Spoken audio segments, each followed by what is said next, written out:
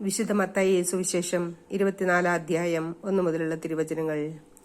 യേശു ദേവാലയം വിട്ടുപോകുമ്പോൾ ദേവാലയത്തിന്റെ പണികൾ അവന് കാണിച്ചു കൊടുക്കുവാൻ ശിഷ്യന്മാർ അടുത്തെത്തി. അവൻ അവരോട് പറഞ്ഞു, നിങ്ങൾ ഇതെല്ലാം കാണുന്നല്ലോ. സത്യമായി ഞാൻ നിങ്ങളോട് പറയുന്നു, ഇവിടെ കല്ലിന്മേൽ കല്ല് ശേഷിക്കാതെ എല്ലാം തകർക്കപ്പെടും. അവൻ ഒലിവുമലയിൽ ഇരിക്കുമ്പോൾ ശിഷ്യന്മാർ തനിച്ച് അവനെ സമീപിച്ച് പറഞ്ഞു, ഇതെല്ലാം എപ്പോൾ സംഭവിക്കുമെന്നും നിന്റെ ആഗമനത്തിന്റെയും യുഗാന്ത്യത്തിന്റെയും അടയാളം എന്താണെന്നും ഞങ്ങൾക്ക് പറഞ്ഞു തരണമേ. യേശു പറഞ്ഞു, ആരും നിങ്ങളെ വഴിതെറ്റിക്കാതിരിക്കാൻ സൂക്ഷിച്ചുകൊള്ളുവിൻ. പലരും എന്റെ നാമത്തിൽ വന്ന് ഞാൻ ക്രിസ്തുവാണ് എന്ന് പറയുകയും അനേകരെ വഴിതെറ്റിക്കുകയും ചെയ്യും. നിങ്ങൾ യുദ്ധങ്ങളെപ്പറ്റി കേൾക്കും, അവയെപ്പറ്റിയുള്ള കിംവദന്തികളും. എന്നാൽ നിങ്ങൾ അസ്വസ്ഥരാകരുത്, കാരണം ഇതെല്ലാം സംഭവിക്കേണ്ടതാണ്. എന്നാൽ ഇനിയും അവസാനമായിട്ടില്ല. ജനം ജനത്തിനെതിരായും രാജ്യം രാജ്യത്തിനെതിരായും ഉണർന്നെഴുന്നേൽക്കും. ക്ഷാമങ്ങളും ഭൂകമ്പങ്ങളും പല സ്ഥലങ്ങളിലും ഉണ്ടാകും. ഇതെല്ലാം ഈറ്റുനോവിന്റെ ആരംഭം മാത്രമാണ്. അവർ നിങ്ങളെ പീഡനത്തിന് ഏൽപ്പിച്ചു കൊടുക്കും. അവർ നിങ്ങളെ വധിക്കും. എന്റെ നാമനിമിത്തം സർവ്വജനങ്ങളും നിങ്ങളെ ദ്വേഷിക്കും. അനേകർ വിശ്വാസം ഉപേക്ഷിക്കുകയും പരസ്പരം ഒറ്റിക്കൊടുക്കുകയും ദ്വേഷിക്കുകയും ചെയ്യും. നിരവധി വ്യാജപ്രവാചകന്മാർ പ്രത്യക്ഷപ്പെട്ട് അനേകരെ വഴിതെറ്റിക്കും. അധർമ്മം വർദ്ധിക്കുന്നതിനാൽ പലരുടെയും സ്നേഹം തണുത്തുപോകും. എന്നാൽ അവസാനം വരെ സഹിച്ചു നിൽക്കുന്നവൻ രക്ഷിക്കപ്പെടും. എല്ലാ ജനതകളുടെയും സാക്ഷ്യത്തിനായി രാജ്യത്തിന്റെ ഈ സുവിശേഷം ലോകമെങ്ങും പ്രസംഗിക്കപ്പെടും. അതിനുശേഷം അന്ത്യമാഗതമാകും. ദാനിയേൽ പ്രവാചകൻ പ്രവചിച്ച വിനാശത്തിന്റെ അശുദ്ധ ലക്ഷണം വിശുദ്ധ സ്ഥലത്ത് നിൽക്കുന്നത് കാണുമ്പോൾ വായിക്കുന്നവൻ ഗ്രഹിക്കട്ടെ. യൂദയായിലുള്ളവർ പർവ്വതങ്ങളിലേക്ക് പലായനം ചെയ്യട്ടെ. പുരമകളിലായിരിക്കുന്നവൻ വീട്ടിൽ നിന്ന് എന്തെങ്കിലും എടുക്കാൻ താഴേക്ക് ഇറങ്ങാതിരിക്കട്ടെ. വയലിലായിരിക്കുന്നവൻ മേലങ്കി എടുക്കാൻ പിന്തിരിയരുത്. ആ ദിവസങ്ങളിൽ ഗർഭിണികൾക്കും മുലയൂട്ടുന്നവർക്കും ദുരിതം. നിങ്ങളുടെ പാലായനം ശീതകാലത്തോ സാപത്തിലോ ആകാതിരിക്കാൻ പ്രാർത്ഥിക്കുവിൻ. എന്തെന്നാൽ ലോകാരംഭം മുതൽ ഇന്നേ വരെ ഉണ്ടായിട്ടില്ലാത്ത, ഇനി ഉണ്ടാകാനിടയില്ലാത്ത ഉഗ്രപീഡനം അന്നുണ്ടാകും. ആ ദിവസങ്ങൾ പരിമിതപ്പെടുത്തിയില്ലായിരുന്നെങ്കിൽ ഒരുവനും രക്ഷപ്പെടുകയില്ലായിരുന്നു. എന്നാൽ തിരഞ്ഞെടുക്കപ്പെട്ടവരെ പ്രതി ആ ദിവസങ്ങൾ പരിമിതപ്പെടുത്തും. ഇതാ ക്രിസ്തു ഇവിടെ അല്ലെങ്കിൽ അവിടെ എന്ന് ആരെങ്കിലും പറഞ്ഞാൽ നിങ്ങൾ വിശ്വസിക്കരുത്.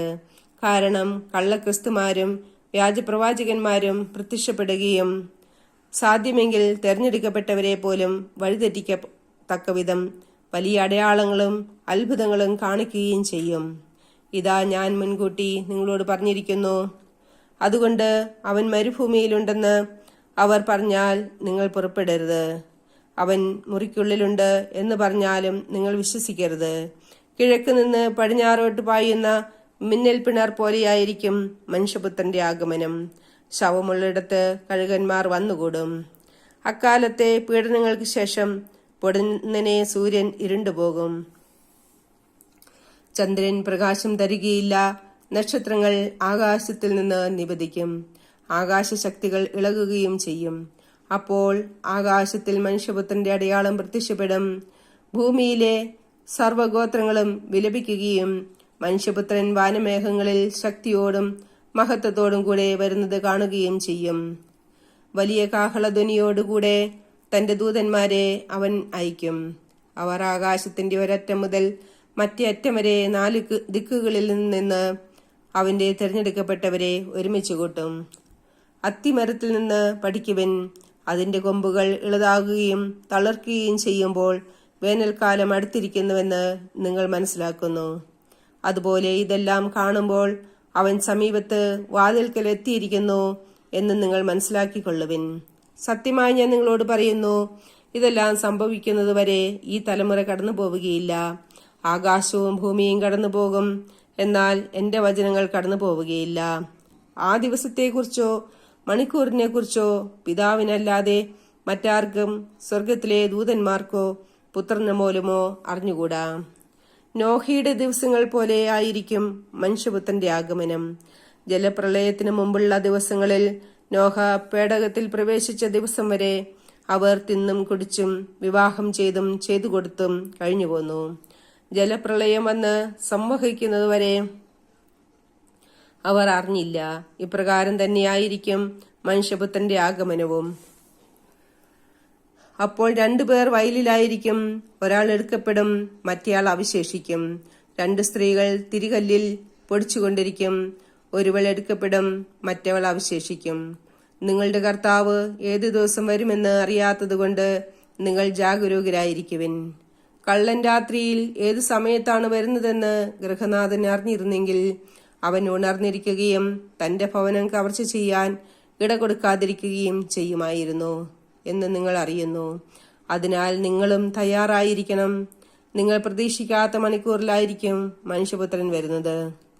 തന്റെ ഭവനത്തിലുള്ളവർക്ക് കൃത്യസമയത്ത് ഭക്ഷണം കൊടുക്കാൻ യജമാനൻ നിയോഗിച്ച വിശ്വസ്തനും വിവേകിയുമായ ഭൃത്യൻ ആരാണ്? യജമാനൻ വരുമ്പോൾ അപ്രകാരം ചെയ്യുന്നതായി കാണപ്പെടുന്ന ഭൃത്യൻ ഭാഗ്യവാൻ. സത്യമായി ഞാൻ നിങ്ങളോട് പറയുന്നു, യജമാനൻ അവനെ തന്റെ വസ്തുവകകളുടെ എല്ലാം മേൽനോട്ടക്കാരനായി നിയമിക്കും. എന്നാൽ ദുഷ്ടനായ ഭൃത്യൻ എന്റെ യജമാനൻ താമസിച്ചേ വരൂ എന്ന് പറഞ്ഞ് തന്റെ സഹഭൃത്യന്മാരെ മർദ്ദിക്കാനും മദ്യപന്മാരോടുകൂടെ ഭക്ഷിക്കാനും പാനം ചെയ്യാനും തുടങ്ങിയാൽ പ്രതീക്ഷിക്കാത്ത ദിവസത്തിലും അറിയാത്ത മണിക്കൂറിലും യജമാനൻ വന്ന് അവനെ ശിക്ഷിക്കുകയും കപടനാട്യക്കാരുടെ കൂട്ടത്തിൽ തള്ളുകയും ചെയ്യും. അവിടെ വിലാപവും പല്ലുകടിയുമായിരിക്കും.